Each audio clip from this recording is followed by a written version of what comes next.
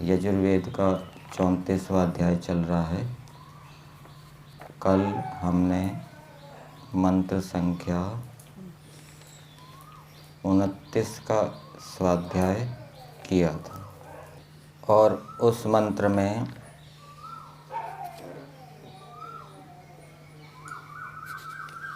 मनुष्यों को ये प्रेरणा दी गई थी और विद्वानों को भी प्रेरणा दी गई थी। मनुष्यों को ये प्रेरणा दी गई थी कि वो श्रद्धा से युक्त होकर विद्वानों का संग करें और उनको कहें कि आप हमें अच्छे कार्यों का करने का आदेश दें। आदेश का मतलब होता है यदि हम कार्य ना करें तो हम पर दंड का निपातन करें। और विद्वानों का भी ये कर्तव्य है कि जो उनके पास आए हैं उनके अंदर जो बुराइयां हैं उनको दूर करने की वो प्रेरणाएं दें। ये विद्वानों के और सामान्य मनुष्यों के कर्तव्य बताए थे।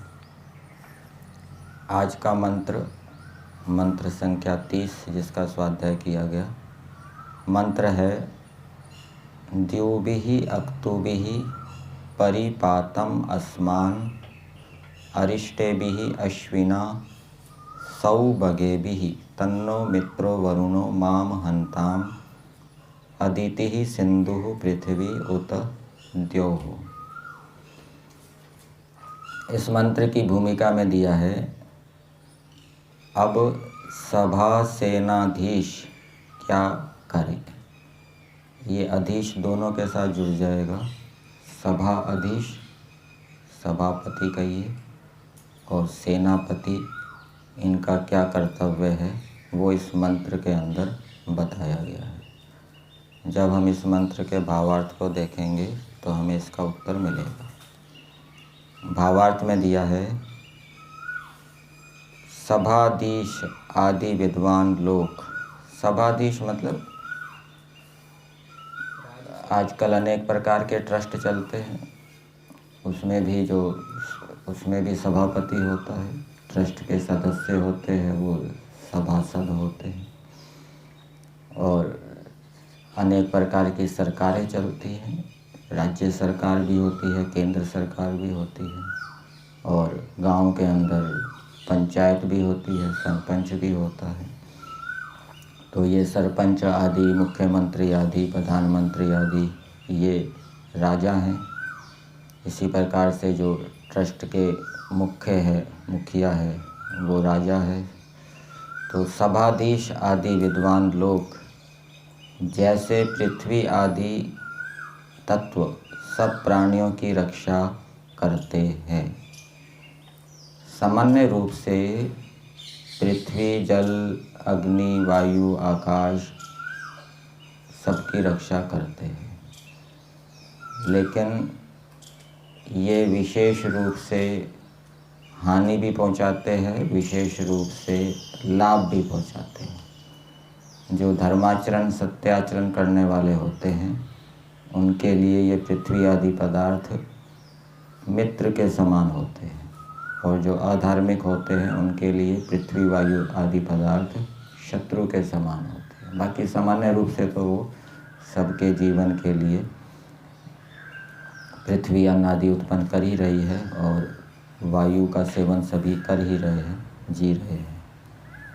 तो जैसे पृथ्वी आदि तत्व सब प्राणियों की रक्षा करते हैं, आदि से ले लेंगे, जल, अग्नि, वायु, आकाश, सभी प्राणी वायु का सेवन कर रहे हैं, सभी प्राणी पृथ्वी के ऊपर रह रहे हैं।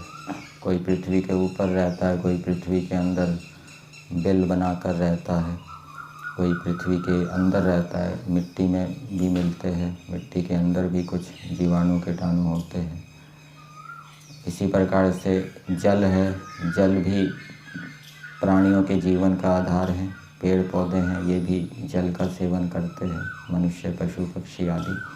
तो ये पृथ्वी आदि तत्व सभी प्राणियों की रक्षा कर रहे हैं। तो एक प्रकार से परमेश्वर इन पृथ्वी आदि तत्वों के माध्यम से सभी प्राणियों की रक्षा करता है। जब हम कहते हैं परमेश्वर रक्षा करने वाला है, सर्वरक्षक है, तो ये ईश्वर की रक्षा है। सामान्य रूप से परमेश्वर पृथ्वी जल वायु आदि के माध्यम से सभी प्राणियों के जीवन की रक्षा करता है। तो जैसे ये रक्षा करते हैं वैसे ही बड़े हुए ऐश्वर्य से दिन रात सब मनुष्यों को बढ़ावें। कौन बढ़ावें? सभाधीश आदि विद्वान लोग, वो अपने ऐश्वर्य को बढ़ावें और ऐश्वर्य को बढ़ाकर उनके अधीन जो रहने वाले मनुष्य हैं उनके भी वो ऐश्वर्य को बढ़ाएं। तो वेद का आदेश ये है कि मनुष्यों को अपना ऐश्वर्य बढ़ाते रहना चाहिए। एक जगह महर्षि दयानंद जी ने वेद भाष्य के भावार्थ में दिया है कि मनुष्यों को प्रतिदिन अपना बल, नित्य अपना बल बढ़ाते रहना चाहिए। बल भी एक ऐश्वर्य है, विद्या भी एक ऐश्वर्य है, विद्या को भी बढ़ाते रहना चाहिए। दूसरे जो गुण हैं उनको भी बढ़ाते रहना चाहिए। पराक्रम है, धैर्य है, सहन शक्ति है, जितना सामर्थ्य है उतना उनको बढ़ाते रहना चाहिए। अब इन मंत्र के शब्दों को देखते हैं, उसके आधार पे मंत्र में भी कुछ बातें बताई हैं सभा सेनाधीश के विषय में, उनको क्या करना चाहिए। पदार्थ में दिया है, हे अश्विना सभा सेनाधीशो। आप में क्या दिया? धीशो दिया है हिंदी भाग में, ओ की मात्रा दी है। ये दो मात्राएं होनी चाहिए। सभा सेनाधीशो, ठीक है, हिंदी में ठीक रहेगा। तो अश्विना का अर्थ, ये वैसे द्विवचन का पद है, तो यहाँ पर सभा सेनाधीश, ये अशुंग व्याप्तों से बनता है अश्वी शब्द। जो सेनाधीश होता है, राजा होता है, वो सारी प्रजाओं में व्याप्त होता है अपने नियमों से, कानूनों से। इसी प्रकार से जो सेनापति होता है वो सभी सेनाओं में व्याप्त होता है, अर्थात वो जो निर्देश देता है उसका पालन सारी सेना करती है। तो व्याप्ति के कारण इनको अश्विनौ कहा गया है। तो इनको संबोधित करते हुए कहा जा रहा है, हे सभा सेनाधीशो। जैसे अब उनसे प्रार्थना की जा रही है कि ये जो पृथ्वी, सिंधु आदि पदार्थ ये हमारा सत्कार करें। पृथ्वी, समुद्र आदि पदार्थ उसको छोड़ दीजिए। पृथ्वी, सिंधु आदि पदार्थ हमारा सत्कार करें, आप हमें ऐसे कार्यों में लगाओ। ठीक है, अच्छे कार्यों में लगाओ। अच्छे कार्यों में हम लगेंगे, अच्छे कार्य करेंगे, अच्छा उत्पादन करेंगे, अहिंसक उत्पादन करेंगे, तो ये जो पृथ्वी, सिंधु आदि पदार्थ हैं ये हमारा सत्कार करेंगे। अब आपने ये बात तो सुनी होगी कि देव पूजा का अर्थ क्या होता है? देवों का सत्कार करना, ईश्वर का सत्कार करना, माता पिता गुरु आचार्यों का सत्कार करना और पृथ्वी जल अग्नि आदि का सत्कार करना। किसके माध्यम से? अग्निहोत्र के माध्यम से। ये तो सुना है कि इनका सत्कार करना, देव पूजा। तो यहाँ पर मंत्र में क्या दिया है? ये देव हमारा सत्कार करें। दोनों में अंतर है। हम देवों का सत्कार करें और देव हमारा सत्कार करें। पृथ्वी जल आदि हमारा सत्कार करें, हमारा सम्मान करें। तो पृथ्वी जल आदि हमारा सत्कार करें मतलब कि हम इनके माध्यम से लाभान्वित हों, हम इनसे हानि ना उठा लें। जब तिरस्कार किया जाता है, जैसे राजा है, राजा अपने देश के अंदर विद्वानों का सत्कार करता है तो उनको कुछ सुख सुविधाएं देता है। वो विद्वान राजा से लाभान्वित होते हैं। और राजा अपने देश के अंदर चोर डाकुओं का तिरस्कार करता है। तिरस्कार का मतलब क्या है? चोर डाकुओं को राजा से हानि होती है, कष्ट होता है, तो ये पृथ्वी सिंधु आदि पदार्थ हमारा सत्कार करें, मतलब जैसे राजा सत्कार करता है, जिसका सत्कार किया जाता है वो लाभान्वित होता है, तो हम पृथ्वी सिंधु आदि पदार्थों से लाभान्वित हों। लाभान्वित कब होंगे? जब हमारी बुद्धि ठीक काम करेगी। जब हमारी बुद्धि ठीक काम नहीं करेगी तो हम इनसे लाभ उठाने के स्थान पर हानि उठा लेंगे। इसलिए मंत्र में कहा है जैसे अदिति ही पृथ्वी को अदिति कहा है। वैसे पृथ्वी पृथु धातु से बनती है, उससे भी पृथ्वी बनता है विस्तृत होने से। ये पृथ्वी जल्दी टूटती नहीं है, नष्ट नहीं होती, दो अवखंड ने बहुत लंबे समय तक चलती है, इसलिए पृथ्वी को अदिति कहा है। अदिति के लिए कहीं अंतरिक्ष के लिए भी अदिति शब्द का प्रयोग हुआ है। अंतरिक्ष भी बहुत लंबे समय तक चलता है। द्युलोक के लिए भी अदिति शब्द का प्रयोग हुआ है। द्युलोक भी बहुत लंबे समय तक चलता है, शरीर आदि की तरह जल्दी नष्ट नहीं हो जाता। तो इसलिए जैसे अदिति ही पृथ्वी सिंधु बताया 7 प्रकार के समुद्र। पीछे हमने चर्चा की थी 7 प्रकार के समुद्र की। 24वें मंत्र में आया था 7 प्रकार के समुद्र। सूर्य जो है वो 7 प्रकार के समुद्रों को उत्पन्न करता है। एक समुद्र कौन सा? जो पृथ्वी के ऊपर है, और 6 समुद्र और ऊपर हैं, ये मेघमंडल आदि। तो ये 7 प्रकार के जो समुद्र हैं ये भी हमारा सत्कार करें, अर्थात इनसे हम लाभान्वित हों। तो इनको यदि हम शुद्ध रखेंगे तो ये हमें लाभान्वित करेंगे। इनको यदि हम प्रदूषण फैलाकर दूषित कर देंगे तो ये हमारी हानि करेंगे। पृथ्वी, आकाश, यहाँ पर पृथ्वी का अर्थ किया है आकाश, क्योंकि आकाश भी बहुत फैला हुआ होता है, विस्तृत होता है, पृथु विस्तारे, इसलिए पृथ्वी का आकाश अर्थ किया है। आकाश हमारा सत्कार करे, और द्यौ प्रकाश चाहे सूर्य का हो, अग्नि का हो, ये सभी प्रकाश ये हमारा सत्कार करें। ऐसा आप करें। क्या करें वो आगे बता रहे हैं। वैसे मित्र तथा वरुणः दुष्टों को बांधने व रोकने वाले तुम दोनों। तो सभा और सेनाधीशों की क्या विशेषता होनी चाहिए? सभाधीश कैसा होना चाहिए? वो मित्र होना चाहिए, सब प्रजाओं का मित्र, सबसे स्नेह करने वाला, सबका हित चाहने वाला, सबकी उन्नति चाहने वाला, ऐसी पवित्र भावना से युक्त होना चाहिए। चाहे राजा है चाहे सेनापति है, सेनापति भी उसके अधीन जो सेना है उसका वो हित चाहने वाला हो, उन्नति चाहने वाला हो। और दूसरा वरुणः, राजा और सेनापति कैसे होने चाहिए? वरुण, दुष्टों को बांधने व रोकने वाले। तो वो दुष्टों को रोकने वाले ऐसा सामर्थ्य उनके अंदर होना चाहिए जिससे कि देश के अंदर जो दुष्ट हैं उनको वो रोक सकें, वो अपना कार्य ना कर सकें। तो जैसे आप मित्र और वरुण तुम दोनों, द्यू भी ही अक्तु भी ही, ये द्यू नाम दिन के लिए है। दिन के लिए और शब्द भी प्रयोग होते हैं, कौन से? आहानिशम भवन्तु नः, आहन शब्द आता है दिन के लिए वेद में। निघंटु के अंदर दिन के वाचक बहुत से नाम मिलेंगे, उसमें एक द्यू नाम भी है। तो द्यू का अर्थ होता है दिन, द्यू भी ही, ये तृतीया का बहुवचन, दिनों से। और अक्तु रात्रि के लिए और शब्द कौन सा आता है वेद में?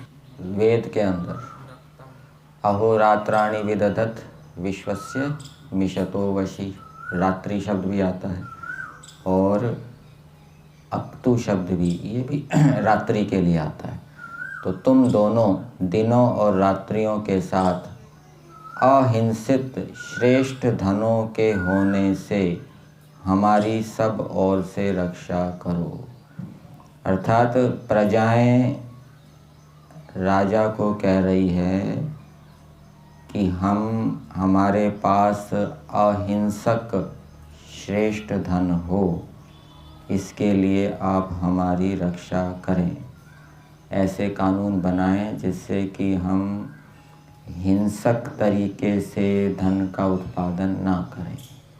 ये जैसे कानून कुछ बने हुए हैं कसाई खाने का, कसाई खाने में भी लोग रहते हैं, वो नौकरी करते हैं, उत्पादन करते हैं, पैसे कमाते हैं, लेकिन वो जो पैसा है, धन है, वो अहिंसक नहीं है, हिंसक उपाय से प्राप्त किया गया है। अथवा राजा ऐसा कानून बनाए जिससे कि प्रजा गलत कार्य करने की हिम्मत ना करे, ठीक है ना। इस प्रकार की सुरक्षा व्यवस्था, जैसे आजकल सारा डिजिटल कर दिया है और सीधा ही पैसा किसानों के पास पहुंच जाता है, बीच में बिचौलिए आदि वो मध्यस्थ नहीं होते। तो इस प्रकार के कानून, इस प्रकार की व्यवस्थाएं राजा देश के अंदर बनाएं जिससे कि जो गड़बड़ी करने वाले हैं, गलत संस्कार वाले हैं, उनको धोखा देने या छल कपट करने का, बेईमानी करने का अवसर ही ना मिले। ठीक। और यदि ऐसा भी कोई करते हैं तो वो जो उनको पकड़ने वाले हैं वो भी काफ़ी मजबूत होने चाहिए, वो तुरंत पकड़ लें और कठोर दंड का विधान होना चाहिए जिससे कि आगे वो गलत कार्य ना करें। जैसे जैकेट, जूते आदि बनाए जाते हैं तो ये मरे हुए पशुओं के चमड़े से भी बनाए जाते हैं और मारकर, पशुओं को मारकर फिर उनके चमड़े से भी बनाए जाते हैं। तो यदि मारकर बनाए जाएंगे तो ये हिंसक तरीके से उत्पादन किया जा रहा है और जो उत्पादन करने वाला है उसकी रक्षा नहीं होगी, उसका फिर विनाश होगा। और यदि वो अहिंसक तरीके से जैकेट, जूते आदि बनाता है, जो पशु मर जाते हैं उनके चमड़े से बनाता है तो वो उसका उत्पादन शुद्ध होगा, उससे उसका उन्नति होगी। इसी प्रकार से साबुन है, टूथपेस्ट है, इसके अंदर ये प्राणियों की हड्डियाँ मिलाई जाती है, ठीक है ना। कुछ तो ऐसे हैं जो मार कर मिलाते होंगे हड्डियों को, और बिना मारे भी जो मर गए हैं उनकी हड्डियों को भी मिलाया जा सकता है। और ऐसे भी उपाय सरकार को, राजा को निकालने चाहिए, इनोवेशन करना चाहिए जिससे कि हड्डियां मिलाने की आवश्यकता क्यों पड़े। कोई प्राकृतिक उपाय करना चाहिए जिससे कि जो उत्पादन है वो शुद्ध हो और प्रयोग करने वाले की भी हानि ना हो, उत्पादन करने वाले की भी हानि ना हो। तो इस प्रकार से राजा को अपने राज्य के अंदर कानून बनाने चाहिए, सुरक्षा व्यवस्था बहुत कठोर बनानी चाहिए और दंड व्यवस्था भी बहुत कठिन होनी चाहिए जिससे कि प्रजा को गलत कार्य करने का अवसर ही ना मिले और वो गलत अच्छे कार्य करते हुए उन्नति करे। यहाँ पर दिया है अरिष्टेभिः सौभगेभिः अहिंसित श्रेष्ठ धनों के होने से हमारी सब ओर से रक्षा करो। अर्थात प्रजाएं कह रही है राजा को कि हमारे पास अहिंसित श्रेष्ठ धन होवे, हम ऐसा धन कमाएं जो हिंसित ना हो, अहिंसित हो। संस्कृत भाग में दिया है ये सौभगे भी श्रेष्ठ श्रेष्ठानाम धनानाम भावहि, ये सुभग शब्द है। सुभग, सुभग से क्या बन गया? सौभग बन गया। भग किसको कहते हैं? ऐश्वर्य को। तो ऐसा धन जो अच्छे ऐश्वर्य को देने वाला है। भग के कई अर्थ किए जाते हैं, ठीक है ना। कौन कौन से 6 अर्थ करते हैं? जो विद्या को बढ़ाने वाला है, विवेक को, कीर्ति को बढ़ाने वाला है, ऐसा धन हम प्राप्त करें, ऐसा उपाय राजा को करने चाहिए। तो मंत्र का संदेश विद्वानों के लिए भी है और प्रजा के लिए भी है। यदि कोई कानून ऐसा है जिससे कि प्रजा की हानि होती है, उसको हिंसक तरीके से उत्पादन करने पर मजबूर होना पड़ता है, तो वो राजा पर बल डाले कि आप इस कानून को बदलें, ठीक है ना, जिससे कि हमारा कल्याण हो। और राजाओं को भी चाहिए कि वो इस प्रकार के कानून बनाएं जिससे कि जो प्रजा है वो गलत तरीके से कोई उत्पादन ना करे, गलत तरीके से धन ना कमाए, और सुरक्षा व्यवस्था आदि उसको कठोर करनी चाहिए। तो इस प्रकार राजा यदि प्रजा का हित रखता है, हित चाहता है, तो वो इस प्रकार की व्यवस्थाएं करेगा जिससे कि प्रजा की हानि ना हो।